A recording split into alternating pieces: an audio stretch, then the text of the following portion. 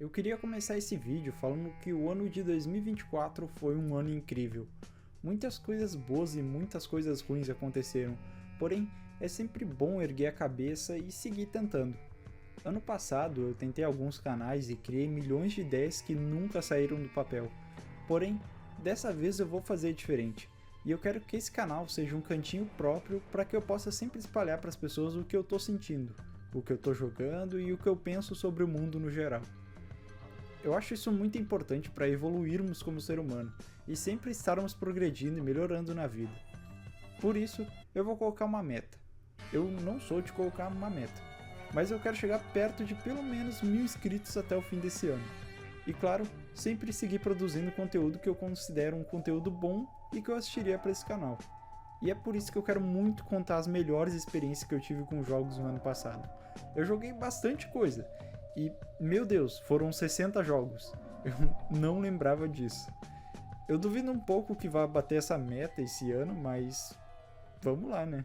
Eu joguei muita coisa incrivelmente boa, mas eu também joguei muita tranqueira no passado.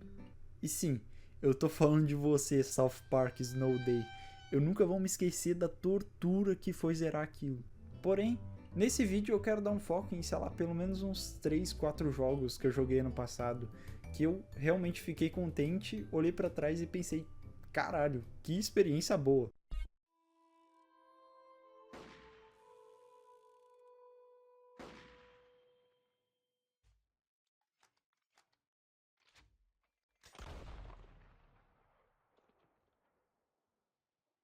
Por isso, eu acho justo aí já começar os nossos jogos citando o bendito do Red Dead Redemption 1, que ano passado saiu um port incrivelmente bom, todo legendado, todo bem otimizado, uma delícia completa de jogar. Quem joga mais tempo no PC sabe que sempre foi um sonho ter esse jogo portado para PC, até porque no emulador de 360 era um pouco trabalhoso demais, ou eu que era muito preguiçoso para ao menos tentar.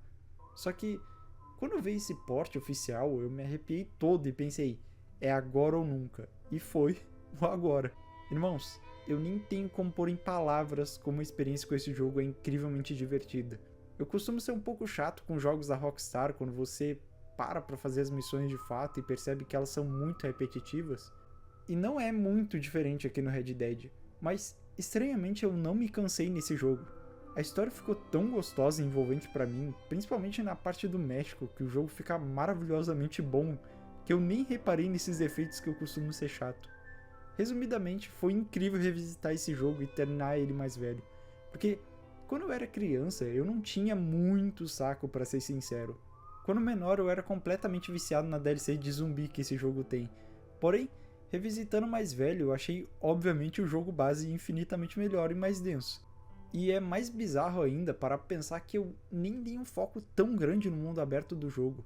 Eu não cheguei a fazer tanta missão secundária não. Eu fiquei tão pilhado na história principal que eu acabei esquecendo completamente de todas as outras coisas que esse jogo proporciona pra gente. Partindo pro segundo jogo, que na verdade são dois em um só, mas calma lá que eu vou explicar. Ano passado eu joguei o Silent Hill 2 clássico bem no comecinho do ano. Experiência maravilhosa, perfeita, envelheceu que nem vinho, o jogo tem uma atmosfera absurda e blá blá blá, combate troncho e lore absurdamente legal. E claramente pra mim, o clássico é irreparável, e ele sempre vai ter um charmezinho que nenhum outro jogo vai sequer conseguir replicar.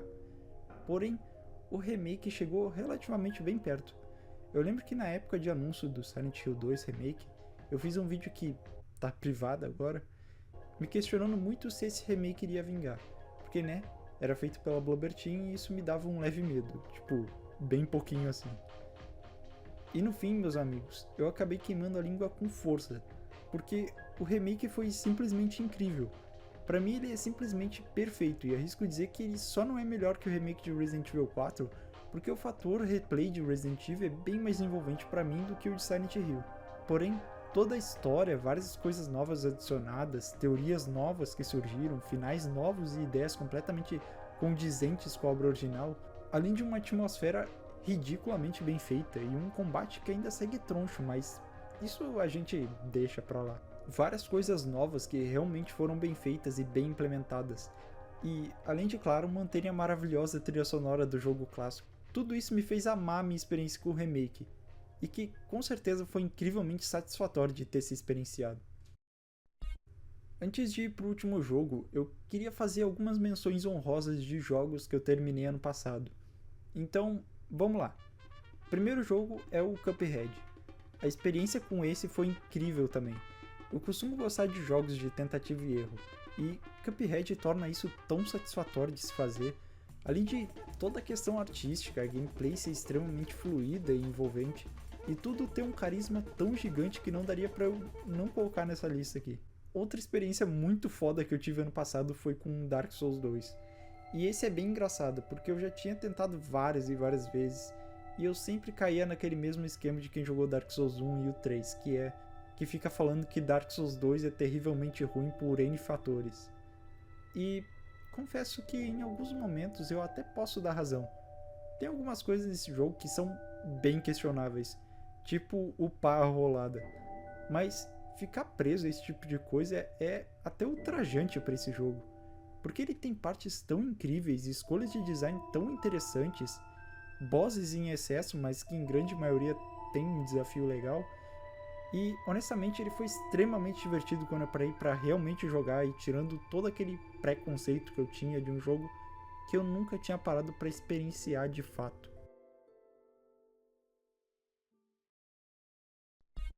Ok, agora saindo das menções e partindo para o último jogo de fato.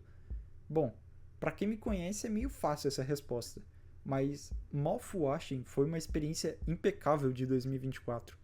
Eu acabei zerando ele no final do ano passado, mais especificamente em novembro, e desde hoje que eu estou escrevendo o roteiro desse vídeo, dia 6 de janeiro de 2025, eu ainda penso na história, nos momentos e em tudo que esse jogo me proporcionou.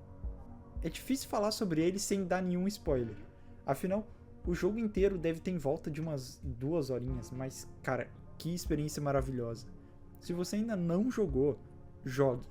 É um daqueles jogos que você consegue ver um carinho e uma paixão de um verdadeiro dev realmente implementadas dentro de um jogo. Além de toda a questão estética ser ridícula de foda. Tudo ser tão vivo e morto ao mesmo tempo, e claro, uma história que me deixou pensando por semanas sem parar, refletindo e criando as minhas próprias teorias.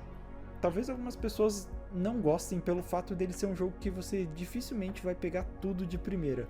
Porém, quando você tem aquele momentozinho de ligar os pontos e conexões com a história e ver como tudo realmente esteve lá e você só não percebeu, é uma sensação incrivelmente legal e que me cativou muito. Então é isso. A dica que eu deixo no final do vídeo é: joguem Mouthwashing e apoiem os devs se possível. Bom pessoal, esse foi o vídeo. Eu tô bem feliz com o cantinho que eu tô montando com esse canal. Eu espero criar uma comunidade incrível e saudável que principalmente goste dos meus conteúdos. E é claro, o campo de comentários está sempre aberto a dicas e sugestões de vídeos. Um beijão a todos e tchau!